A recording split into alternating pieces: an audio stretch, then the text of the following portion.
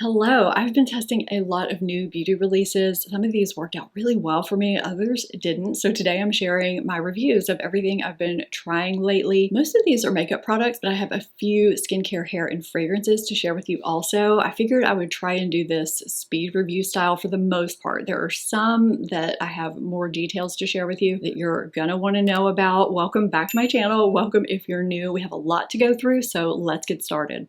Let's start with what's on my cheeks right now, which I've been reaching for almost every day since I bought it. Now, Too Faced Cloud Crush powder blushes are some of my favorites. I have several shades. I reach for them all the time. And they added to the line. These are the Cloud Crush Whipped Lip and Cheek colors. I grabbed it in Peach Blur. These have a really lightweight whipped texture to them, and they apply and blend out so incredibly easy. I only need a dot or two, and that gives me plenty of pigmentation, at least for this shade. I either dot it directly onto my cheeks or onto the back of my hand and then dip my brush into it, and I start in the center and blend it outwards. And I notice that it starts to blur and smooth and give this airbrush kind of soft focus finish, and it just looks so good no matter if I'm applying it directly to my cheeks, over foundation, or over powder. They set down fully and feel lightweight and comfortable and last all day. I really like the natural sort of soft matte finish. It just blends in seamlessly with your skin, and they work beautifully on their own or layered underneath the powder formula too, however you want to wear them. I think this is a great addition to the line. It's a great launch, and I definitely plan on getting more shades. Fenty just launched a couple of really interesting looking primers, so I picked up the Grip Trip mattifying and blurring one. This looks so interesting and different to me. This is a silicone-free, non-drying, gripping primer with skincare benefits. It's supposed to mattify and blur your skin and give it a smooth, kind of filtered looking finish. It's also supposed to help your makeup stay on for up to 12 hours and resist sweat and humidity. Now, because of how these pink kind of tube things look in here, I thought this was going to be a primer that was sort of thick and that you had to sort of press into your pores. But I was pleasantly surprised that it has kind of a light whipped lotion consistency. It's very lightweight and silky and feels moisturizing as I'm massaging it into my skin. It just melts right in, and it is smoothing and blurring, and it almost seems to transform. I can see it start to give me a soft focus finish. I can see that mattifying, blurring action. My makeup applies really nicely over it. I feel like it gives me a smoother look. It's worked well with all the foundations I've tried it with thus far, which has been several. It controls my shine nicely in the center of my face where I do get shine and oil breakthrough during the day, but it doesn't make the rest of my face feel dry. I just feel comfortable. So if you have combination or oily skin and you're looking for a primer like this has been working really well for me.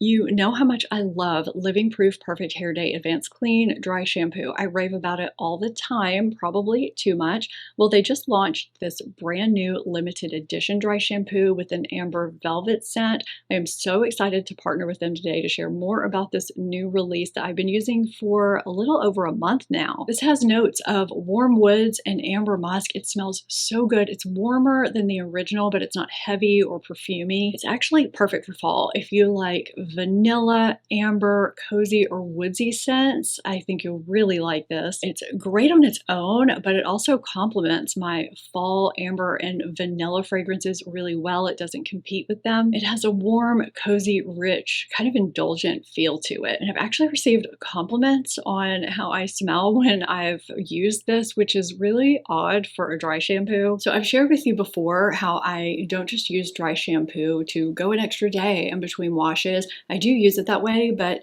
I use it in a number of ways as a preventative measure at night, so I wake up less oily. I also use it pre-heat styling to give my hair some grip so those styles hold longer. And sometimes it's a combination of things. I'm using it to give my hair some grip before heat styling while also extending my time between washes. And I love that my hair looks shinier than it does with other dry shampoos, and I can run my fingers through it. The reason Advanced Clean Dry shampoo has been in so many of my videos since it launched, around 4 years ago, is because I've tried a lot of dry shampoos throughout the years and it just works better for me. It has technology in it that actually cleans your hair and removes oil, dirt, and odor. And it also provides conditioning benefits. It doesn't leave a visible residue behind like a lot of other dry shampoos do. Most other dry shampoos leave my hair feeling dull and kind of dry. This one does the opposite by giving it shine and leaving it looking and feeling healthier, which is more important for me than ever because the older I get, the drier my hair is. And it also keeps my hair looking and feeling fresher longer than other dry shampoos I've ever tried. I've never had a dry shampoo with this type of scent before. I love how it lingers, but it's not overwhelming. If this was permanent, this would be my choice year-round. Living proof. Are you sure you don't want to make this permanent? If you want to shop this or any other living proof product, I have a savings code that's good through the end of the year down in my description box where everything I'm sharing and wearing today is linked for you. Let's mix in a skincare product. This is Merit's new Great Skin Double Cleanse Face Wash. So I was really excited to try this because I like many of Merit's products, but I was also really skeptical because I am someone that double cleanses. I go in first at night with an oil-based cleansing balm or cleansing oil to make sure I get off my waterproof mascara or eye makeup in general, sunscreen, and then I go in with my regular cleanser. So this is supposed to be a one-step makeup remover and cleanser that does it all. It's oil-free and they claim it removes sunscreen, face makeup, and oils while giving you some gentle exfoliation and never stripping your skin. So you shake it up first, and I'm just going to do that really quickly so you can see what it looks like. So after you shake it up, it just becomes this one color. And I do really like the airy, kind of fluffy foam. It's unscented, it's very gentle, and it doesn't sting my eyes. I can fully open my eyes while I'm cleansing my face and it doesn't bother them whatsoever. And sometimes this does remove all my makeup, but sometimes it doesn't. When I wear water resistant or waterproof eye makeup, it just does not remove my eye makeup. You can see here on this Q-tip, I had remnants of eye makeup that came off even after giving extra attention to my eyes. So that means I need to double cleanse anyway. After using this several times and realizing I was still getting some remnants of makeup when I would check after using it, I went and looked at reviews to see if it was just me, and it's not. There are others that are having the same experience. However, they don't claim it removes water resistant and waterproof makeup. So, they're not making false claims. They say it removes sunscreen, face makeup, and oils. So if you wear minimal makeup or if you're wanting something for a gentle morning cleanse, I do think this is really nice, but if you're wearing more bulletproof makeup, this may not cut it for you. So that is where I am with this. I love a lot of Merit products. This is just not the nighttime cleanser for me personally. What's been on my lips so far over a lip liner I'm going to talk about here in a minute is one of Claren's 2 new limited edition lip oil shades. They launched this Canyon Kiss limited edition online exclusive collection, and this is the shade Fleeting Dew. They describe it as a shimmering peachy nude. There are no glitter chunks or anything. It's just this really beautiful glimmering shade. Claren's lip oils have been favorites of mine for a long time. They have a really nice, comfortable, kind of fat doe foot. They smell divine. They have this just nice natural fruity scent. They glide on beautifully and have nice shine to them. They're nourishing, protective, smoothing, and flattering. They're not too thick, not too thin. When everybody was raving and duping Dior lip oils, I always said these were better. These are just so much better in my opinion, and I really, really, really like this shade. It's beautiful on its own or over lip liner, so I just wanted to tell you about it really quickly in case you are looking for a new lip oil to add to your collection. The lip liner I was referring to a while ago is the Milani Keep It Full Lip Liner in Go All Pout. This is a lip liner you sharpen. It's very smooth and opaque. It does make my lips look fuller and somewhat smoother. I did just change the gloss on top to the Milani Keep It Full Max Bombshell in Luminoso. Now, I think the clear shade or somewhat clear shade has been out, but there are 2 new shades out, and this is one of them. This has a comfortable, oversized doe foot applicator. I can't quite pinpoint what the scent is, but there is kind of a sweet smell to this. There's no stickiness to this gloss. It's very silky. It almost feels moussey on my lips, and there is some substance to it. It's a rather thick gloss, and there's a lot of shine to it. Now, I don't know if you can see, I'm hoping you can, but there are glitter particles in here. I don't feel them on my lips, but they are visible now, and as the gloss wears away, they remain on my lips. Now, they say this starts to volumize your lips in about 10 minutes. So what I will say about both of these, and the reason I'm kind of lumping them together, is because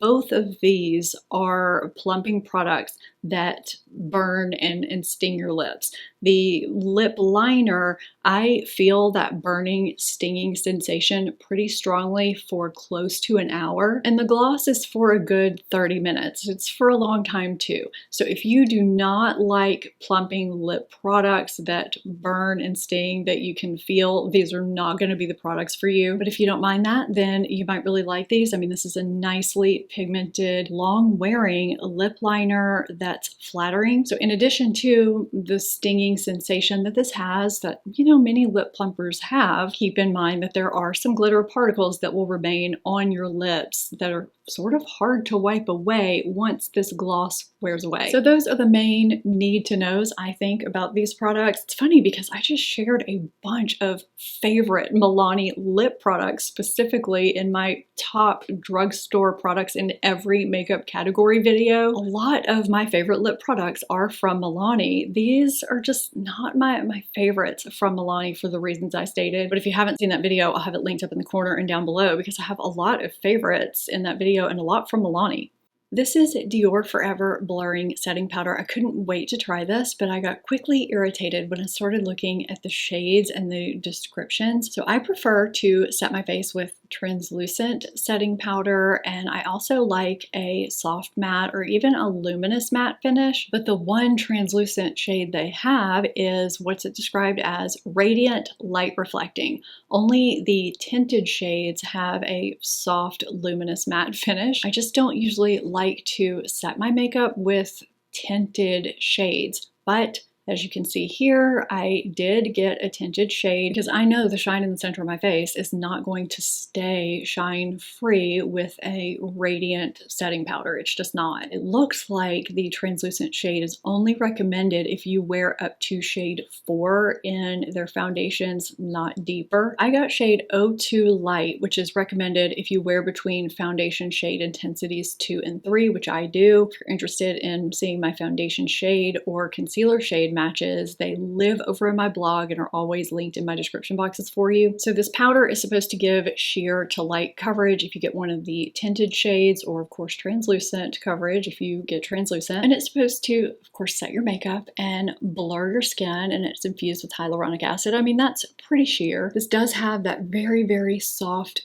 faint Dior scent to it. I do not notice it when it's on my face. The texture of this powder is very soft, silky, creamy, and it is blurring. I know I keep swiping it on my skin. I don't know why I'm wasting this powder, but I'm just hoping you can pick up how creamy this is. There's no radiance here. There's no shimmer. And I've actually been surprised at how well this tinted shade has worked for me. This is what I set my face with today. I've really enjoyed using this under my eyes even. I thought it was going to make my under eye concealer darker, sort of more oxidized looking. It doesn't do that. I feel like it gives a really nice, smooth effect to my face. And I sort of like having this slight tint, just a hint of coverage. It's almost like a setting powder and a finishing powder all in one, because it sort of blurs and gives really soft airbrushing like coverage while it sets your makeup at the same time. It's pore minimizing. It kind of corrects without adding layers of coverage.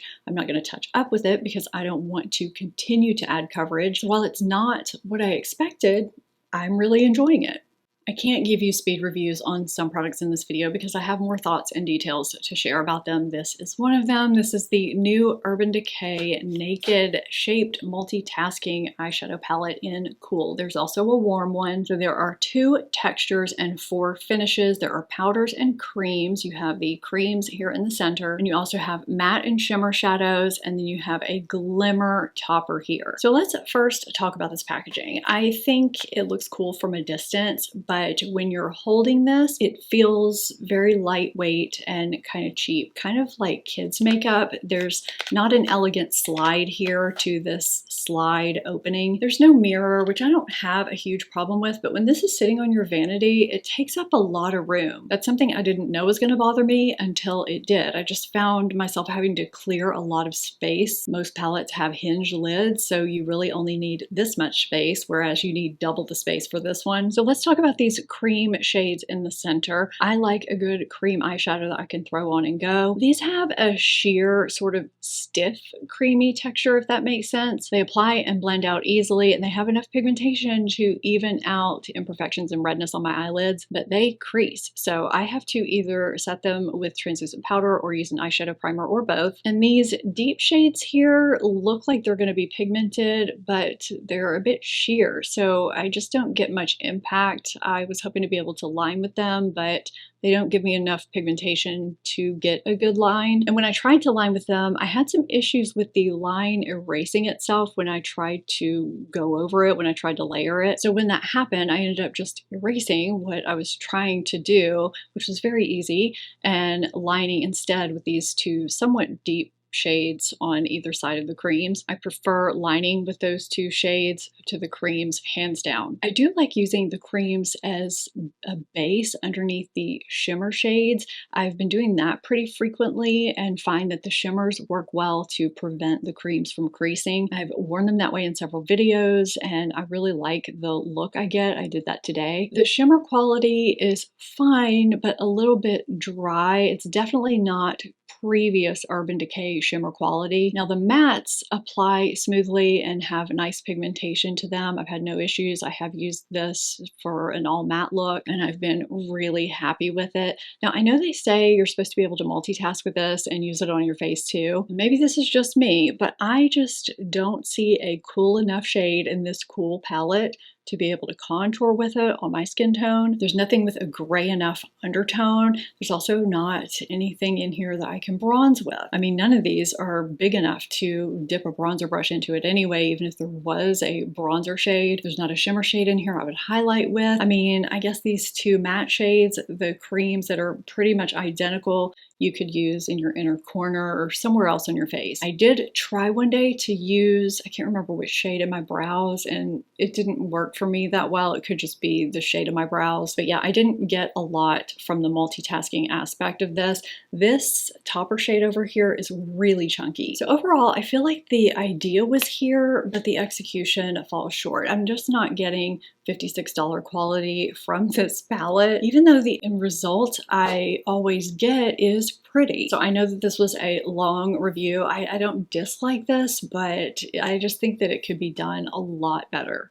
It takes a lot to impress me when it comes to mascara. I have 3 here to talk to you about. I'm going to start with Milk Makeup Kush Big Hit Lifting and Volumizing Mascara. This is brand new. This has ingredients in it to nourish and condition. It has this big kind of, I'm going to call it fluffy wand, and they focus on these crisscross bristles that are supposed to catch every lash to give you volume that lasts all day. So I have really been liking this. My lashes are typically stick straight. They don't hold a curl with most non-waterproof mascaras. Now my right eye stays curled more than my left eye. My left eye is just my problem eye, and this just does not straighten my curl back out, which is so surprising for me, especially with a mascara that talks about being volumizing and lengthening. So this is 1 coat and this is after 3 coats. I have very thin lashes and I think this looks really good. I also don't have to spend a ton of time combing clumps out of my lashes, which is really surprising. I did have to hit my left eye with my curler really quickly again, which is not unusual, but my curl on both eyes lasted all day long without flaking and without smudging. So I have 2 mascaras here from Essence, Lash Without Limits Waterproof and Tubing. What I find interesting about these mascaras from the same line is that the wands are so different from one another. So the waterproof one is longer and more tapered, and there are more bristles that are closer together. The tubing mascara is shorter, it has less of a taper to it, and the bristles are longer and more sparse. I wonder why they did that. It almost seems like it's 2 mascaras from completely different lines. So I'm hoping you're able to see what I noticed, and that's the waterproof waterproof side looks really nice and curled and lifted, and the tubing side, it gives more of a flare, not as much of a curled lift. So it didn't completely flatten my curl like some tubing mascaras do. It's still there. I just don't keep as much of a curl as I do with the waterproof side, which is not surprising. They both give nice length and volume for every day and leave my lashes feeling soft, and they don't flake or smudge all day. If you don't have a problem with your curl straightening back out, you may want to go for the tubing. If you're looking for a waterproof, this one is really nice too. And in comparison to this one, these give more everyday length and volume, whereas this one gives more drama. In my very recent top drugstore products in every makeup category video, I shared how Catrice Instant Awake Under Eye Brightener in Light Rose is my favorite drugstore under eye corrector. You can see the reasons why in that video that I have linked up above and down in my description box. So I was really excited to try their new liquid version. They expanded the line. They sent me all the shades, but I tried it in the same shade, Light Rose. It's supposed to be a light reflecting formula that brightens with a soft, silky smooth, lightweight texture that melts into your skin and gives you a luminous finish. So how is it different from the cream? They say this offers a more gentle brightening effect with lightweight medium coverage to color correct dark circles. I found with my dark circles and under eye hollows that this did not offer enough color correction, not what I need anyway. So I'm just gonna also put a little bit of this here next to it. So I somewhat patted these down. So this is the liquid and this is the cream. They both have that brightening light rose luminosity. And you can see me apply the liquid under my eyes here. Because it reflects light, it might be hard to see, but you can still see some of my dark circles through this. Obviously, it's going to be blended into my skin more than I have it here on the back of my hand. But as someone who is very well versed and experienced with using and testing color correctors under concealers, I feel as though if you have enough discoloration and darkness to warrant needing a corrector, you probably want a bit more coverage than what this offers. I feel like you're gonna want something that has a little bit more opacity. Otherwise, you could just use a concealer, right? I mean, usually if you have more darkness or more discoloration, that's when you need both a corrector and a concealer. So I do find this very hydrating. It's very comfortable. It just doesn't really serve a purpose for me because it doesn't do much in terms of brightening and correcting. If you have moderate darkness, discoloration, and you're wanting something hydrating and comfortable that just offers a bit of brightness and correction, this might work really well for you. It just doesn't serve much of a purpose for me personally. This is what I'm going to stick with, but I guess that's the purpose of having options. I recently ran out of my Salt and Stone deodorant, so I decided to pick up one of Ouai's new deodorants to try in the Cape Town scent, which made me a bit nervous because Salt and Stone is one of the only natural deodorants I've ever tried that's worked for me. The other ones either gave me a painful burning rash or they just failed me. So to abandon one that's been working really, really well for me was a bit risky. I mean, I just thought I was going to end up with a painful burning rash, but to my surprise, this has been working really, really well. So this goes on clear. It has this silky texture to it. It feels really smooth, which automatically made me think it wasn't going to work for keeping odor away and keeping me feeling fresh. To my surprise, it actually has. So it has tapioca starch to absorb moisture and coconut oil to moisturize and nourish. It has shea butter to hydrate and leave you feeling soft and smooth. And it also has ingredients in here to neutralize body odor and to help the Cape Town fragrance last longer on your body. And this scent is really nice. It just smells fresh. I'm actually quite surprised at how well this has worked. I have had a lot of success with Ouai's products in general, and here we have another one. So now I have two natural deodorants that I can rely on. I have been liking natural deodorants because they don't leave a buildup under my arms like other ones do that I have to exfoliate. Do you know what I'm talking about? Anyway, I like this. So 2 thumbs up from me.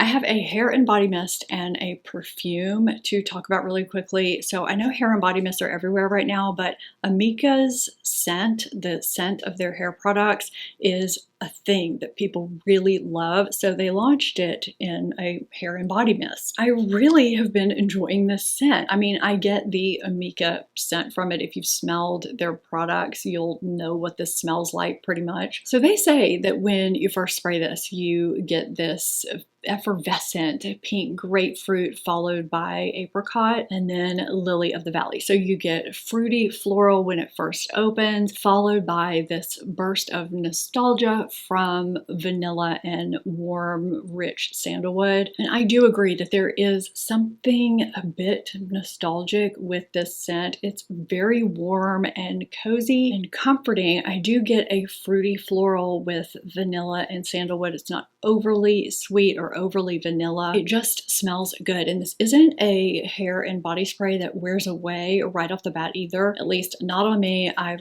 really been liking this one. And this is a perfume that has really, really surprised me. In the past, I stayed away from sweet gourmand scents. Now maybe I'm realizing that I just didn't find the right sweet gourmand scents, because I found some this year that I've really been enjoying, and this is one of them. And I'm just realizing that these bottles go really, really well together. That wasn't intentional. So I really, really like this. This is a sweet, buttery, smooth caramel. It's sweet, but not sickly sweet. It's warm, but not heavy, and it lasts really nicely on my skin. I never in a million years would have thought I would gravitate towards a caramel fragrance. I don't have one in my collection, so this fits in nicely. It's perfect for fall. I would say this is a great clean scent for fall, kind of a throw on any time, and this is an indulgent scent for fall. I have been enjoying. If you've tried any of these, let me know your thoughts in the comments down below if you agree with me, if you don't, and if you haven't seen my new foundation roundup where I tested 4 new foundations, you can see it here. I hope you found this helpful and enjoyable. If you did, give this video a thumbs up and subscribe if you're not already. Thank you so much for watching. I'll see you next time. Bye.